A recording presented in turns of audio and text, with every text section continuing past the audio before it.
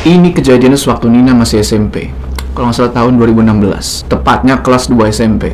Dan tiap tahun, sekolahnya Nina ini pasti ngadain yang namanya itu study tour. Waktu itu, sekolahannya Nina ngadain study tour ke 3 tempat. Kota Tua, Ancol, sama Dufan. Study tournya ya lancar-lancar aja. Sampai akhirnya, mereka pulang nih. Dan sampai di sekolah lagi itu, kira-kira jam 12:30 malam. Waktu itu, Nina sama teman-teman satu gengnya. Cewek-cewek kan biasanya suka ada gengnya tuh. Mereka ini rencananya mau nginep bareng-bareng di rumahnya Nia. Jadi anggota gengnya itu ada si Nina, Nindi, Putri, Tuti, dan Nia. Nah, Nia ini bisa dibilang anak yang paling berada lah di geng itu. Dan pas banget, rumahnya itu nggak jauh dari sekolahan. Tapi, pas mereka turun dari bus, pas sudah nyampe sekolah itu, si Nindi, Putri, Tuti, sama Nia udah ada yang jemput. Sedangkan Nina nggak ada yang jemput karena kan sebelumnya dia udah izin ke orang tuanya buat nginep. Ya udahlah tuh, Nindi, Putri, sama Tuti langsung pulang. Sedangkan si Nina mau nggak mau mesti pulang, ikut sama Nia ke rumahnya. Naiklah Nina ke mobil papanya Nia tuh dan jalan mereka. Sekitar 15 menit kemudian sampailah di rumahnya Nia. Pas masuk ke dalam rumah, mereka langsung disambut sama mamanya Nia dan mereka langsung disuruh makan. Nggak tahu kenapa, malam itu Nina ngelihat kalau mamahnya Nia ini baik banget, nggak kayak biasanya. Padahal sebelum-sebelumnya, kalau Nina sama teman-teman yang lain ini nginep, mamahnya Nia itu biasanya cuma dia menjadi kamar atau di dapur, nggak pernah tuh nyambut sama sekali. Waktu itu, Nina masih mikir positif. Oh, mungkin ini gara-gara aku nginep sendiri. Terus mamanya Nia ini khawatir kalau aku sama Nia capek terus lapar. Lalu, pas mereka berempat duduk di meja makan, papanya Nia, mamanya Nia, Nia sama Nina kan tuh berempat. Di meja makan itu udah disediain 4 piring makanan. Padahal mamahnya Nia ini tahu kalau temen-temen yang lain, si Nindi, Putri, sama Tuti awalnya mau nginep juga.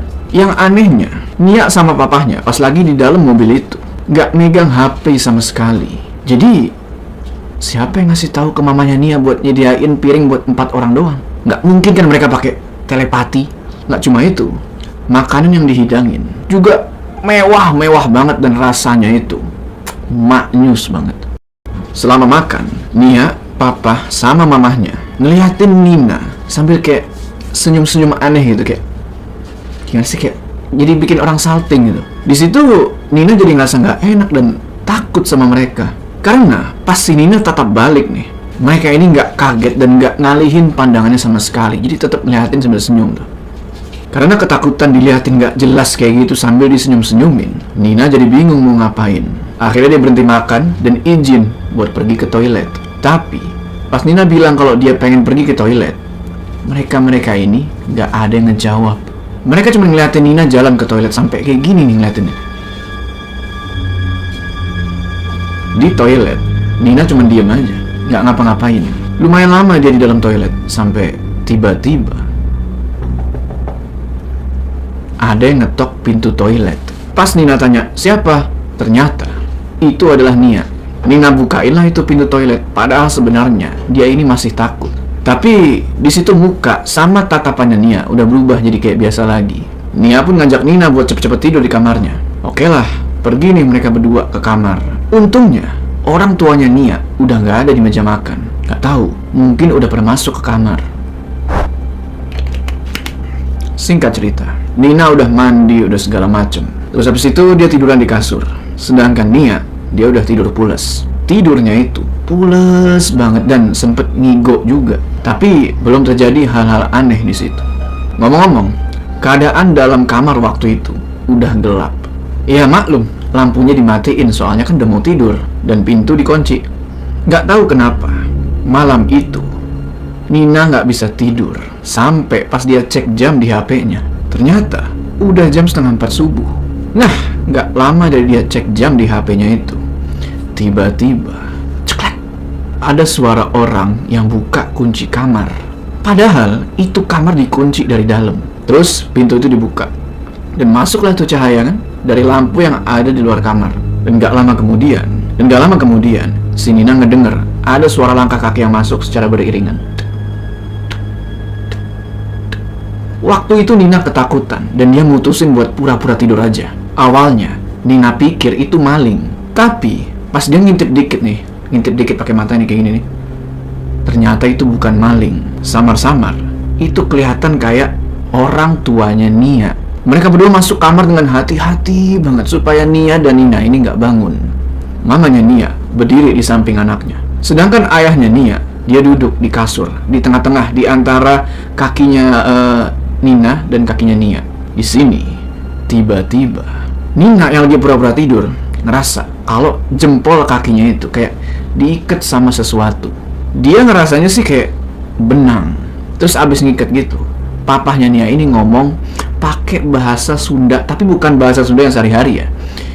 Jadinya si Nina ini nggak ngerti papahnya Nia ini ngomong apa. Mungkin lebih kayak baca mantra gitu ya. Nah, abis ngelakuin itu, papa sama mamahnya Nia pun keluar kamar. Pas mereka berdua udah keluar, sontak Nina langsung duduk di atas kasur, gini kan, set, dan dia nyalain tuh lampu senter dari HP-nya buat ngeliat apa sih yang tadi diikat di jempol kakinya itu.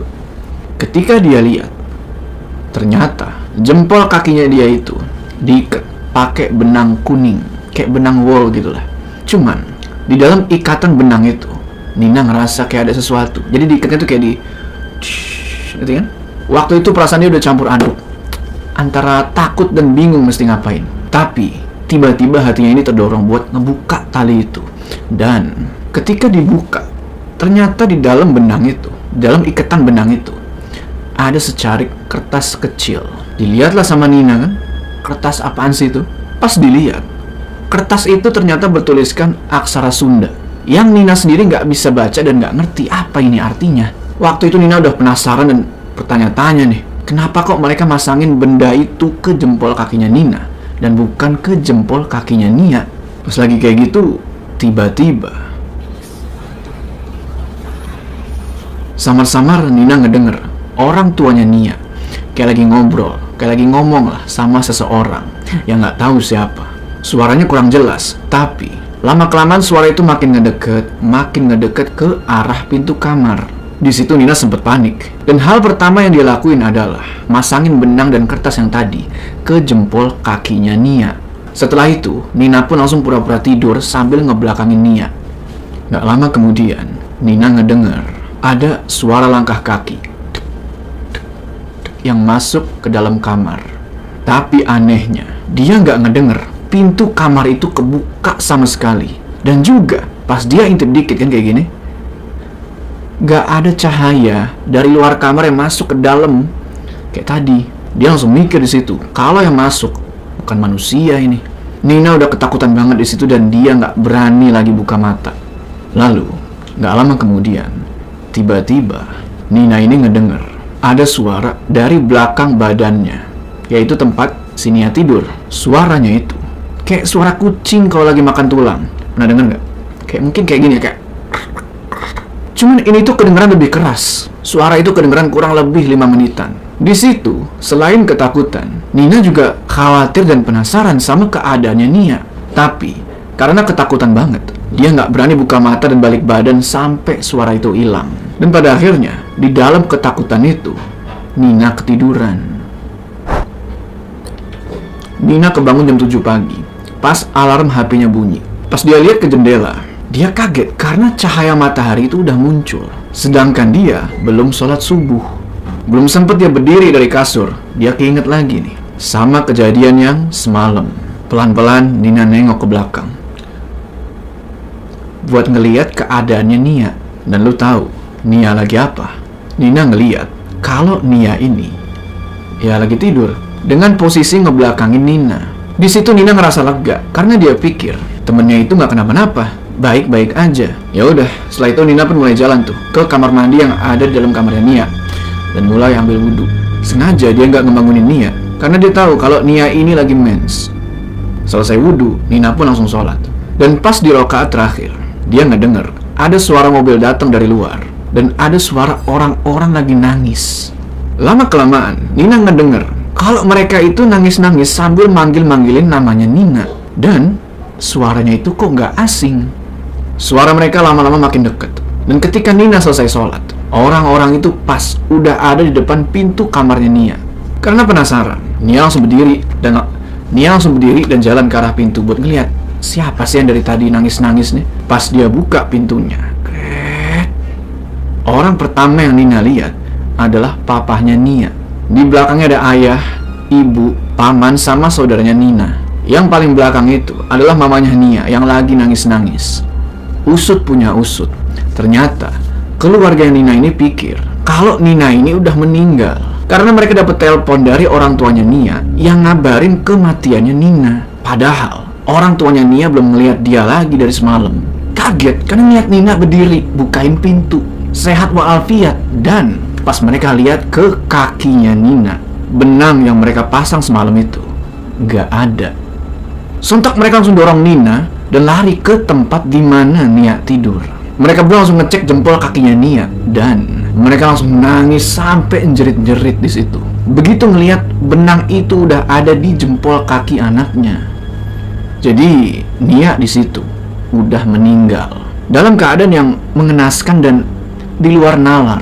Beberapa tulang kayak tulang rahang, tulang kaki, dan beberapa tulang lainnya itu hilang tanpa adanya sobekan atau luka sedikit pun di kulitnya. Lu bisa bayangin kan kalau misalnya rahang nggak ada tulangnya kayak gimana kan? Pastinya kulit tuh ngample, bro. Terus matanya Nia itu melotot seakan-akan mau keluar. Ngelihat itu Nina juga otomatis kaget dan sontak kedua orang tuanya Nia pun ngelirik ke arah dia. Lalu papanya Nia narik Nina ke hadapan jasad anaknya itu dan nyalahin Nina atas kematian Nia. Di situ Nina cuma bisa nangis, tapi untungnya paman sama ayahnya ngebelain dia. Keadaan semakin kacau dan berisik tuh, mereka ribut sampai-sampai beberapa tetangga di sekitaran tuh ngedenger tentang keributan itu. Alhasil mereka nyamperin lah ke dalam rumah sampai masuk ke dalam kamar. Orang tuanya Nia yang lagi ngamuk-ngamuk lagi berusaha buat ditenangin sama beberapa warga dan Pak RT. Setelah keadaan udah sedikit tenang, jenazahnya Nia langsung dimandiin, dikafanin, dan selama itu juga Nina sama keluarganya ditahan di kamarnya Nia. Bahkan mereka nggak dibolehin buat ikut nyolatin jenazahnya Nia. Singkat cerita, setelah prosesi pengurusan jenazah itu selesai, Nina sama keluarganya disuruh ke ruang tengah, dan di sana udah ada beberapa aparat desa dan sesepuh desa. Nina pun disuruh ngejelasin apa yang udah terjadi sama Nia. Pas Nia mau ngejelasin, orang tuanya Nia tiba-tiba motong pembicaraan dan nyuruh supaya Nina langsung dibawa ke polisi aja. Tapi untungnya di sana para aparat desa dan sesepuh desa itu milih buat ngedenger penjelasannya Nina dulu. Nina jelasin lah tuh dari awal sampai akhir tentang benang itu. Ngedenger ceritanya Nina, mereka semua kaget, tapi orang tuanya Nia nyangkal semua yang udah dijelasin sama Nina. Mereka nggak ngaku kalau udah masang benang ke kakinya dia. Bingung lah mereka semua tuh. Gak lama kemudian, salah satu sesepuh ngusulin buat manggil orang-orang yang tadi ngurusin jenazahnya Nia. Dipanggil dan ditanyalah ke mereka apa tadi mereka nemuin benang sama kertas yang Nina maksud. Dan mereka ngejawab kalau iya, tadi pas lagi ngurusin jenazahnya Nia, mereka nemuin benang dan kertas itu. Terus dikasihin ke orang tuanya Nia. Tapi orang tuanya Nia tetap nyangkal. Dan pada akhirnya mereka pun ngusir semua orang yang ada di rumah itu, termasuk Nina dan keluarganya. Setelah kejadian itu, warga sekitar rumah almarhumah Nia gak ada yang pernah ngelihat orang tuanya Nia lagi. Ada yang bilang kalau mereka ini pergi diam-diam pas malam-malam dari desa itu. Dan Nina gak dengar kabar juga kalau ternyata keluarganya Nia ini melihara genderuwo. Dan kemungkinan besar makhluk itu yang malam-malam Nina dengar masuk ke dalam kamar dan kemungkinan makanin tulangnya Nia. Dan juga kemungkinan besar fungsi dari benang kuning itu adalah buat nandain korban yang bakal dijadiin tumbal buat si genderuwo itu. Jadi awalnya si Nina nih yang jadi sasaran, tapi karena dia mindahin benang itu ke jempol kakinya Nia, akhirnya Nia yang jadi korbannya.